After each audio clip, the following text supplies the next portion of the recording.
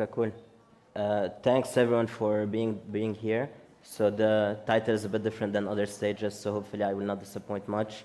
Building a company out of Dubai. My name is Jad. I'm the co-founder and CEO of Hospi.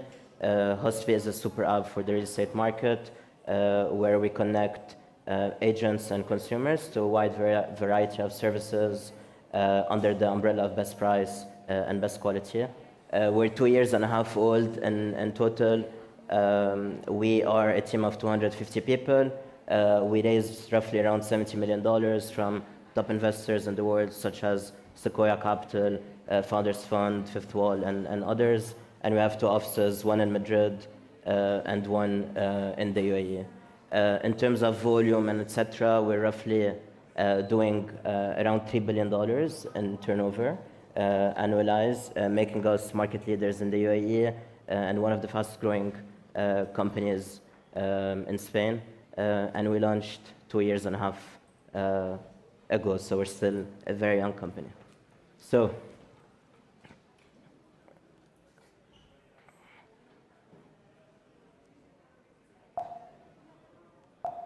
okay. So why Dubai? Why we chose Dubai to be HQ for us at Hospi? So for those who don't know what Dubai is, other than the pictures and the normal media, Dubai is one of the main cities in the UAE. 10 million people in population, mainly a country that's very well dominated by natural resources, mainly including oil. Very high purchasing power in general, but most importantly, has an exceptional leadership, in my opinion, that has been planning for a long variety of years to diversify away from oil. And I'll share with you guys a few pictures and quotes. So, Sheikh Mohammed, which is the leader of Dubai, which in my opinion is one of the best visionaries, has been preparing for this for the past 20, 30 years. And when I say this is how to diversify away from mineral resources. And one of the quotes that I'm sharing here is that someone asked him in 50 years when we might have the last barrel of oil, the question is, when is it shipped abroad? Will we be sad? And the answer was, if we're investing today in the right sectors, I can tell you we'll celebrate that moment. And I want to emphasize a bit on celebration, which I think is incredible. So today, the UAE is one of the biggest investors and the largest funds in the world, Western real estate, and so forth. This is Dubai in 20 years ago versus Dubai today. So bear in mind that Dubai is a 50-year-old country. In the past 20 years, you have cities that has been involved, and the expansion that we've seen is exceptional, to say the least. Why I think Dubai will attract a lot of talent, started attracting a lot of talent and will attract a lot of talent. There's an incredible value prop, which is no income tax. So if you make 1,000 euros, let's say you make 1,000 euros to your pocket, so you don't pay anything on that. 2, you have an exceptional quality of life, incredible safety. I don't lock my door, it's been years. And every single building has a gym, a pool, incredible restaurants, bars, etc. So your quality of life is amazing. Location, you are between the east and the west with an incredible airlines, which is Emirates Airlines. So you can travel extremely easily. And then you have an incredible consumer purchasing power, so you can build large businesses even with a small population of 10 million people. So why did Hospi choose real estate in general? This is one of my favorite slides that summarizes the real estate market. So today, real estate is probably the vertical that's still the most undisrupted by software or product, less than 1% penetration in transaction. If you compare this to retail, which is e-commerce in general, or mobility like ride-hailing, Uber, Bolt, and etc., there's still a massive opportunity to go and disrupt. And I think the next 10 years, we're going to see a massive influx of capital coming in. So how do people buy houses today? You go on a portal, which is probably in Spain, Idealista, and the region in the Middle East, it's Property Finder, Zoopla in the UK, and so forth, which is optimized on search. A lot of problems in in those platforms with fake listings, duplicates, and so forth, and then transactions completely gone offline. You probably need to speak with multiple agents, very difficult to coordinate the visits, and then the closing, either the real estate, the transaction itself, or the mortgage, takes a long time to get there.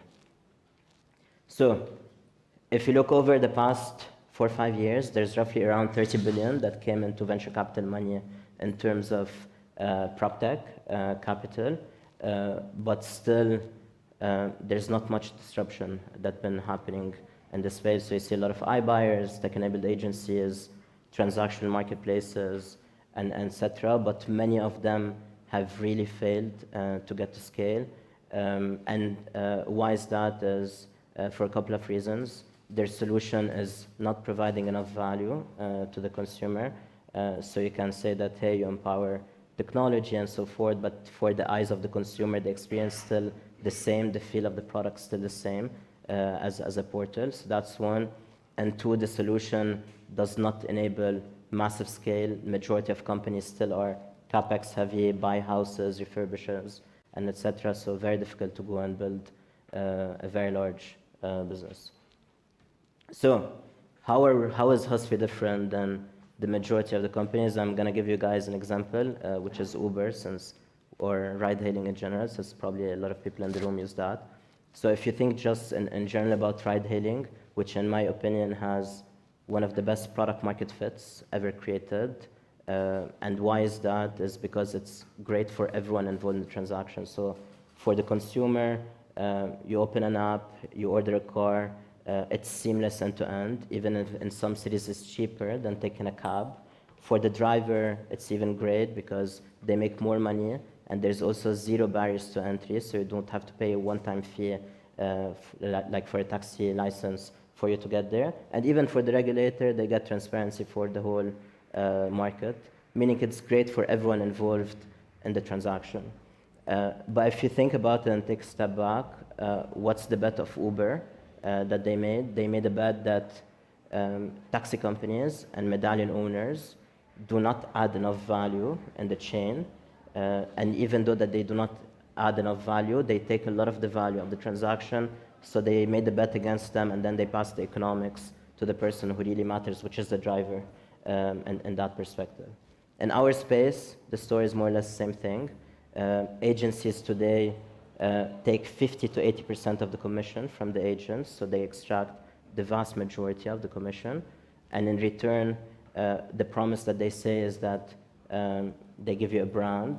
The majority of people cannot name 5 real estate agencies' brand, and what matters in this space is the right property at the right price. 2, they give them an office space, and 3, they invest a bit of money on marketing, either on the portal and etc. And all of this is in return for 50 to 80%. So the bet that we're making is these people are taking a lot of the value from the supply chain, and we're passing the economics to the agent who really matters in the space. So what do exactly we offer for the agent? So we have value prop. We have 4 value props for the agent.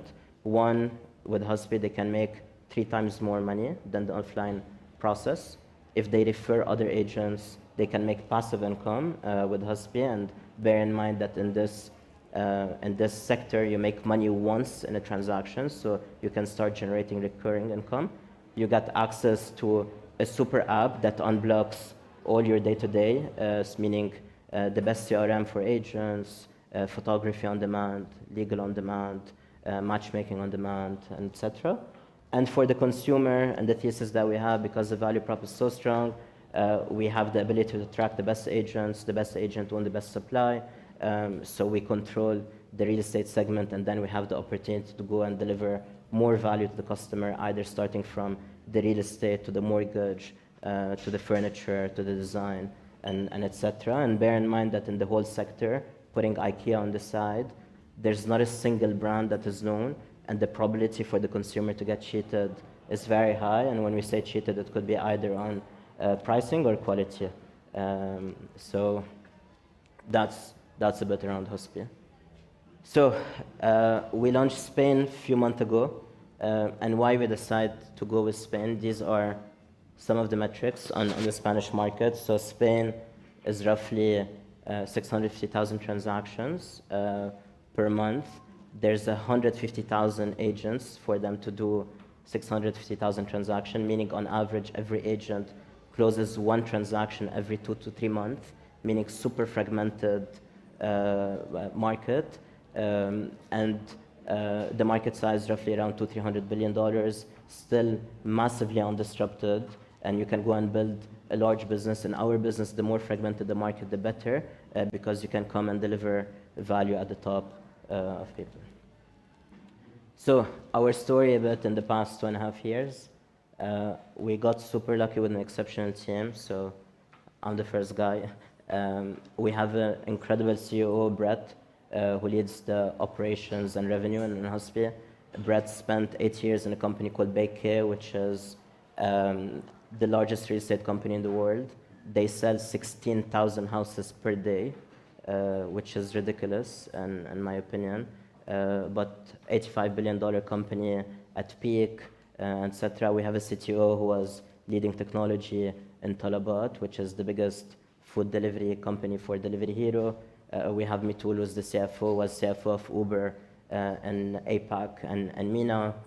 We have Oscar, who was leading product in Habi, which is a unicorn prop tech, and leading product in Rappi. And then we have Natalia, who leads people in 2 of the biggest unicorns in Brazil, either being SumUp and Wildlife. So a bit of our execution in the past 2.5 years. We grew 30x in 2.5 years. So we were on a massive growing trajectory. We're probably one of the fast growing tech company in the region and probably in Europe also. We did 4 acquisitions in 2 countries. So we did 3 in the UAE, and we just acquired a company in Spain a couple of months ago. So in general, we love acquisitions, especially if we see an asset that if you put money on them, then they can blow up. So very strategically positioned and etc. So in general, we love the M&A. And we raised roughly around $70 million from some of the top funds in the world, such as Sequoia, who led the last 2 rounds, and Husby, Founders Fund, Venture Friends, Fifth Wall, Briar Capital, and others. So that's it. Thank you, guys.